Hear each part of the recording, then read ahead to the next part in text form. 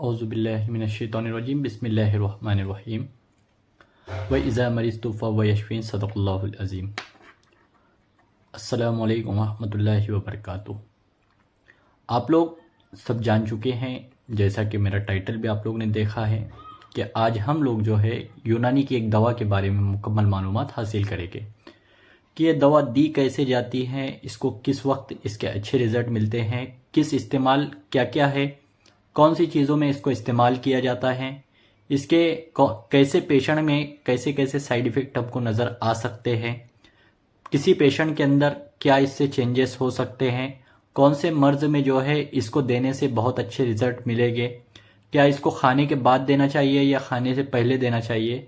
इन सब ताल्लुक़ से जो है बहुत सारे सवालात हम लोग के जहन में आते हैं कि ये जो है शरबत उन्नाब, सबसे पहले तो शरबत उन्नाब जो है एक यूनानी फॉर्मुलेशन है, जो कि उन्नाब जिसको हम बेर भी कहते हैं, बड़े बेर होते हैं, जो कि हमारे यहाँ पर बहुत सी जो है दुकानों के ऊपर मुहैया होते हैं, जिसको यूनानी लफ्ज़ जो है उन्नाब के नाम से इसको जाना जाता है। उसी से ये शरबत बनता है, इसलिए इसका नाम शरबत उन्नाब रखा गया।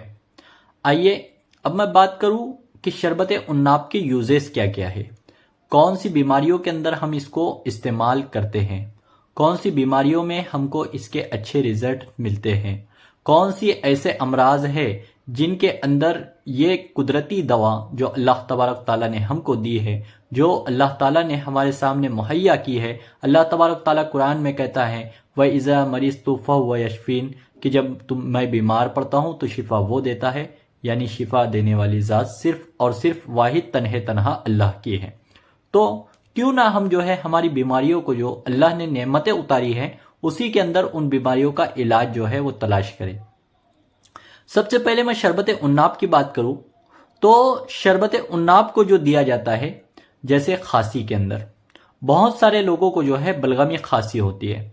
अब असली यह होता है कि पेशेंट के अंदर, पेशेंट को मैं बारहा कहता हूं कि अपने डॉक्टर की सलाह के आप लोग दवाइयों को इस्तेमाल करें। जिस तरीके से जो है इल्म, जब भी हमको जो है दीनी इल्म जानना होता है तो हम जो है उलमा इकराम से दीनी मालूमात हासिल करते हैं। इसी तरीके से मर्ज कौन सा है, दवाई कौन सी इस्तेमाल करोगे तो उससे बीमारियां जो है लाहक होती हैं और बढ़ते जाती है और शिफा भी नहीं मिलती।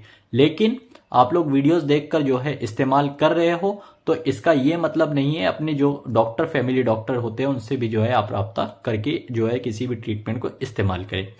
शरबत उन्नाब जो है, बहुत सारे लोगों को खांसी होती है, बलगमी खांसी, हमको खांसी में इसके बहुत अच्छे रिजल्ट मिलते हैं।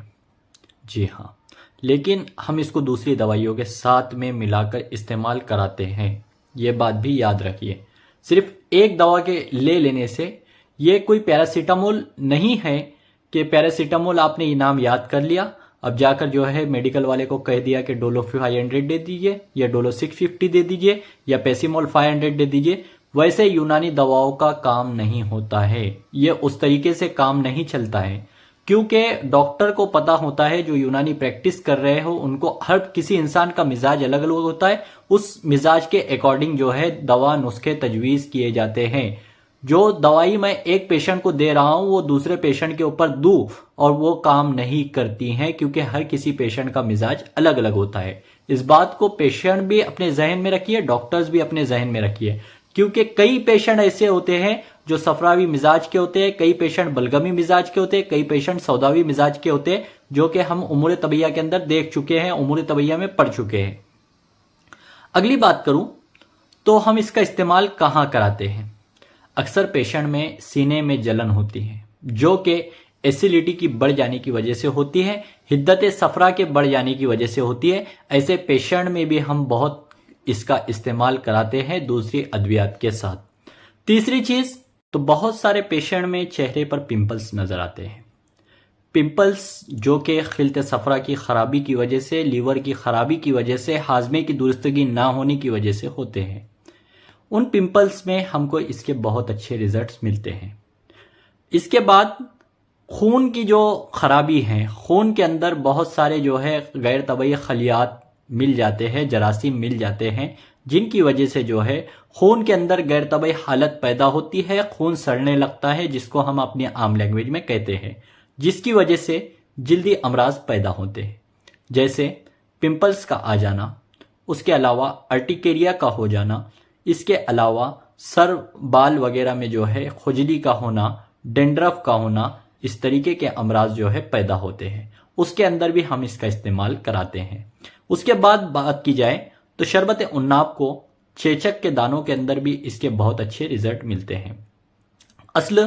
अब इसको खून को साफ करने के लिए भी शरबत उन्नाब का इस्तेमाल करते हैं। ये सारे जो यूजेस हुए ये शरबत उन्नाब के ताल्लुक से हुए।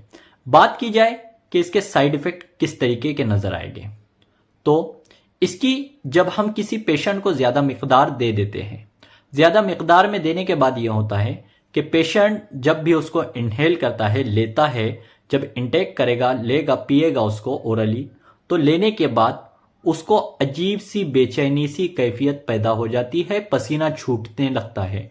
क्योंकि किसी भी चीज को अगर हम दवा इस्तेमाल कर रहे हैं तो उसकी कोई ना कोई मिकदार मुतय्यन होती है, कोई ना कोई मिकदार उसकी लेना होती है, जो कि डॉक्टर को पता होती है।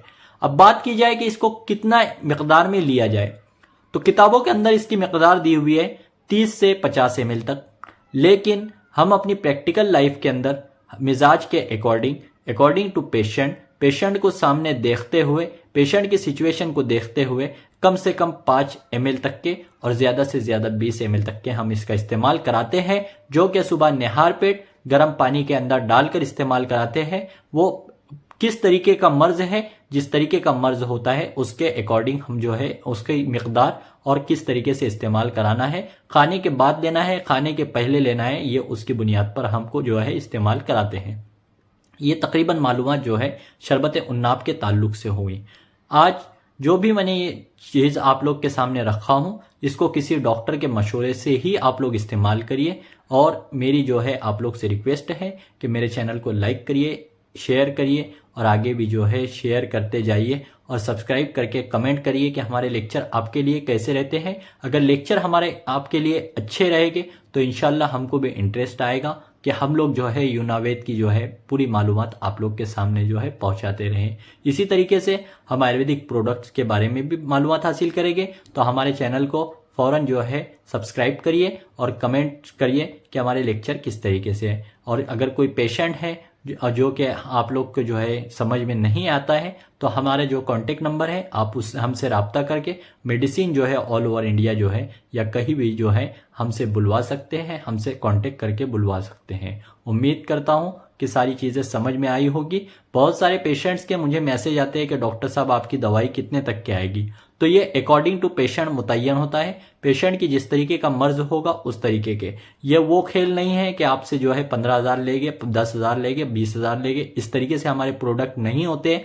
हमारे प्रोडक्ट की जो है लिमिट मुतय्यन है कि हम यही चाहते हैं कि कम से कम मिकदार के अंदर, कम से कम पैसे के अंदर जो है हम मरीज को जो है अच्छे से अच्छी दवाइयाँ जो है वो फराहम कर सके। जज़ाकल्लाहु खैर। अल्लाह हाफिज़।